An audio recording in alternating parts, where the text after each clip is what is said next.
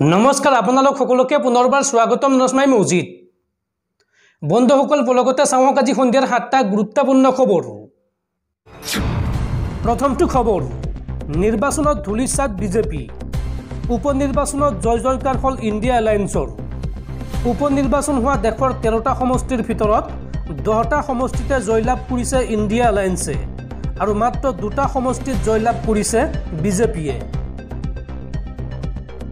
উপনিৰ্বাচনত জয়জয়কাৰ হল India এলায়েন্সৰ 10খনকৈ আসনত জয়লাভ কৰিলে ইণ্ডিয়া এলায়েন্সে আৰু মাত্ৰ 2খন আসনতহে জয়লাভ কৰিলে বিজেপিয়ে হিমাচল প্ৰদেশত দেহৰা সমষ্টিত কংগ্ৰেছ প্ৰাৰ্থী কমলেশ ঠাকুৰৰ জয়লাভ হিমাচল প্ৰদেশৰ নালাগড় সমষ্টিত কংগ্ৰেছ প্ৰাৰ্থী হৰদীপ সিং বাৱাৰ জয়লাভ পাঞ্জাবৰ জলন্দৰ পশ্চিম সমষ্টিত আপৰ মহিন্দৰ ভগতৰ জয়লাভ তামিলনাডুৰ বিক্ৰমন্দী সমষ্টিত ডিএমকেৰ প্ৰাৰ্থী আন্নুৰ শিৱাৰ জয়লাভ উত্তৰাখণ্ডৰ বদ্ৰীনাথ সমষ্টিত লখপত সিং বুটৌলাৰ জয়লাভ উত্তৰাখণ্ডৰ মাংগালুৰ সমষ্টিত কংগ্ৰেছৰ প্ৰাৰ্থী কাজী মহম্মদ নিজামুদ্দিনৰ জয়লাভ পশ্চিমবংগৰ ৰায়গঞ্জ সমষ্টিত তৃণমূল কংগ্ৰেছৰ প্ৰাৰ্থী কৃষ্ণ কল্যাণৰ জয়লাভ ৰাণাঘাট দক্ষিণ সমষ্টিত তৃণমূল কংগ্ৰেছৰ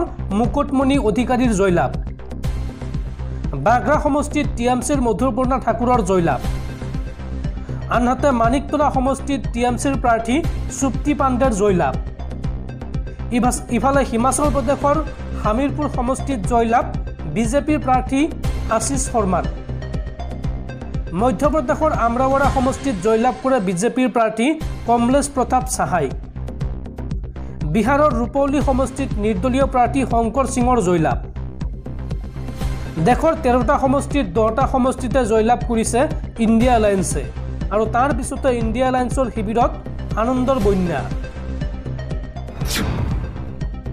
পৰৱৰ্তী খবৰ আমেৰিকাৰ প্ৰাক্তন ৰাষ্ট্ৰপতি ডনাল্ড ট্ৰাম্পক লক্ষ্য কৰি দুৰ্বৃত্তৰ গুলীচালনা আৰু দুৰ্বৃত্তৰ গুলীত গুৰুতৰভাৱে আহত প্ৰাক্তন মাৰ্কিন ৰাষ্ট্ৰপতি ডনাল্ড ট্ৰাম্প আমেৰিকাৰ প্ৰাক্তন ৰাষ্ট্ৰপতি ডনাল্ড ট্ৰাম্পলৈ গুলীচালনা দুৰ্বৃত্তৰ এক সভাত ভাষণ দি থকাৰ সময়তে ভয়ংকৰ ঘটনা কোনো দুৰ্বৃত্তই ট্ৰাম্পলৈ লক্ষ্য কৰি চলালে গুলী ডনাল্ড ট্ৰাম্পৰ সভাত আতজাইকৈ গুলীচালনাৰ খবৰ আহিছে আৰু কথমপি প্ৰাণ ৰক্ষা পৰিল প্ৰাক্তন ৰাষ্ট্ৰপতি ডনাল্ড ট্ৰাম্পৰ দুৰ্বৃত্তই চলোৱা গুলী লাগিল ডনাল্ড ট্ৰাম্পৰ কাণত আমেৰিকাৰ ৰাষ্ট্ৰপতি পদৰ প্ৰাৰ্থী এইবাৰ ডনাল্ড ট্ৰাম্প পেনচিলভেনিয়াৰ বাটলাৰত ট্ৰাম্পে সম্বোধন কৰিছিলে সভা আৰু অসংখ্য লোকৰ উপস্থিতিত চলি থকা এই সভাতে অথন্তৰ ট্ৰাম্পলৈ গুলীচালনা কৰাৰ পিছতেই বাটলাৰত লাগে হোৱা ধোৱা গুলীচালনাৰ পিছতে ট্ৰাম্পক ততালিকে নিয়া হয় নিৰাপদ স্থানলৈ আৰু নিৰাপত্তাৰক্ষীয়ে ঠাইতে গুলীয়াই হত্যা কৰে ট্ৰাম্পক লক্ষ্য কৰি গুলীচালনা কৰা দুৰ্বৃত্ত পৰৱৰ্তী খবৰ পুনৰ গ্ৰেপ্তাৰ হল বিতৰ্কিত শিক্ষক ভিক্টৰ দাস ৰাজপথত তাণ্ডৱ চলোৱা ভিক্টৰক ঘৰৰ পৰা নিশা গ্ৰেপ্তাৰ কৰিলে আৰক্ষীয়ে পুনৰ গ্ৰেপ্তাৰ হল বিতৰ্কিত শিক্ষক ভিক্টৰ দাস নিশা দদৰা আৰক্ষীয়ে গ্ৰেপ্তাৰ কৰিলে ভিক্টৰক দদৰা আৰক্ষী চকীৰ আইচিক আক্ৰমণ কৰিছিল ভিক্টৰে ভিক্টৰে দদৰা পচৰীয়া পথত সৃষ্টি কৰিছিল সন্ত্ৰাসৰ ভিক্টৰে সুৰাৰ ৰাগিত মাতাল হৈ যান বাহন চালক আৰু আৰোহীক কৰিছিল আক্ৰমণ আইচি অৰ্জুন তালুকদাৰকো মাৰধৰ কৰিছিল বিতৰ্কিত ভিক্টৰ দাসে আৰু অৱশেষত উন্মুক্ত ভিক্টৰক দদৰাৰ বাসগৃহৰ পৰা গ্ৰেপ্তাৰ কৰে আৰক্ষীয়ে দৰ্শকসকল আৰু বহুতো গুৰুত্বপূৰ্ণ খবৰ আছে তাৰ আগতে আপোনাক জনাও যে যদি আপুনি এতিয়ালৈকে এইটো ভিডিঅ'ত লাইক কৰা নাই তেন্তে এতিয়াই ভিডিঅ'টোত লাইক কৰি দিয়ক আৰু এনেকুৱা ধৰণৰ ভিডিঅ'সমূহ নিতৌ চাবলৈ চেনেলটো ছাবস্ক্ৰাইব কৰি কাষত থকা বেল আইকনটো প্ৰেছ কৰি ৰাখক পৰৱৰ্তী খবৰ বিৰোধী ঐক্য ইণ্ডিয়া আৰু গণতন্ত্ৰলৈ নতুন শক্তি গৌৰৱ গগৈয়ে লাভ কৰিলে লোকসভাৰ বিৰোধীৰ উপদলপতিৰ পদ গৌৰৱ গগৈক নতুনকৈ দায়িত্ব দিয়া হৈছে লোকসভাত বিৰোধীৰ উপদলপতিৰ দায়িত্ব পৰৱৰ্তী খবৰ ৰাজ্যত পুনৰ উগ্ৰপন্থী সংগঠন আলফাৰ নামত ধন দাবী। এইবাৰ নাজিৰাত আলফাৰ নামত ধন দাবী কৰি আৰক্ষীৰ জালত 4গৰাকী যুৱক। নিষিদ্ধ ঘোষিত উগ্ৰপন্থী সংগঠন আলফা স্বাধীনৰ নামত ধন দাবী কৰি নাজিৰাৰ বিহুপুৰত চালফাসহ আটক হৈছে কেইবাজনো যুৱক। সমগ্ৰ ঘটনাটো সন্দৰ্ভত আৰক্ষীয়ে তদন্ত অব্যাহত ৰাখিছে। এতিয়ালৈকে 4গৰাকী লোকক গ্ৰেপ্তাৰ কৰিছে আৰক্ষীয়ে। আনহাতে সোধপোছৰ বাবে কেইবাজনকো থানাত আটক কৰি ৰাখিছে। প্ৰাপ্ত খবৰ অনুসৰি বিহুবৰ আৰু চন্তকত ব্যৱসায়িক ধন দাবী কৰি আটক হৈছে কেইবাজনো যুৱক।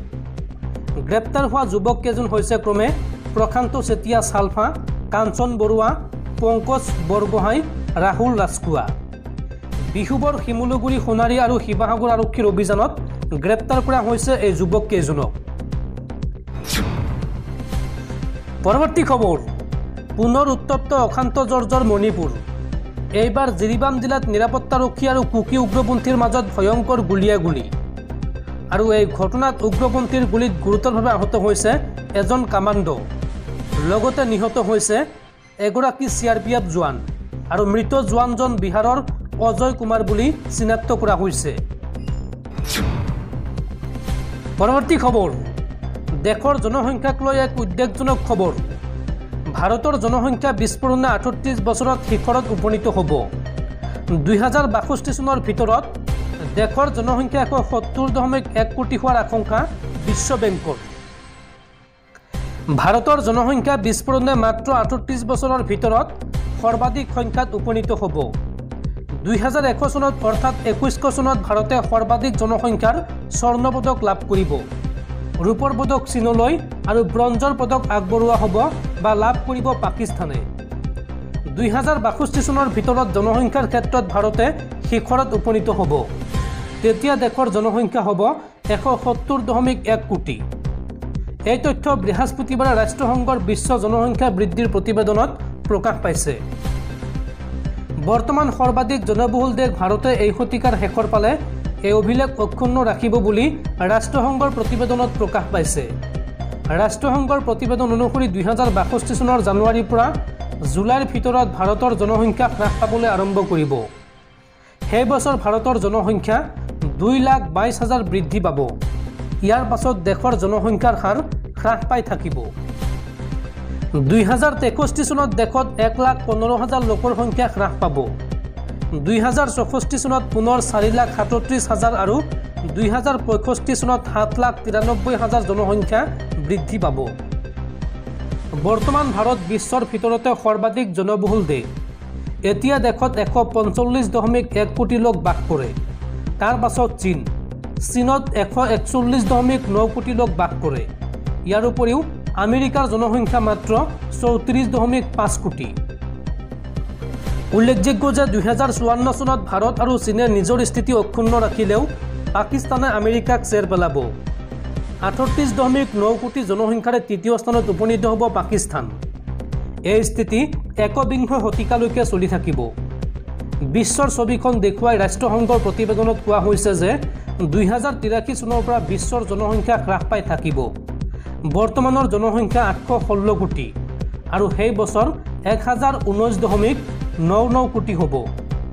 এই বছৰৰ পৰা 2054 চনলৈকে আফ্ৰিকাৰ জনসংখ্যা বৃদ্ধি হ'বলগীয়া দেশসমূহ হ'ল এংগোলা, মধ্য আফ্ৰিকা, কংগো, নাইজাৰ আৰু সোমালিয়া। একে সময়তে প্ৰতিবেদনত উল্লেখ কৰা হৈছে যে 2080 চনৰ ভিতৰত 65 বছৰ বয়সৰ লোকৰ সংখ্যা 18 বছৰৰ তলৰ লোকতকৈ বেছি হ'ব।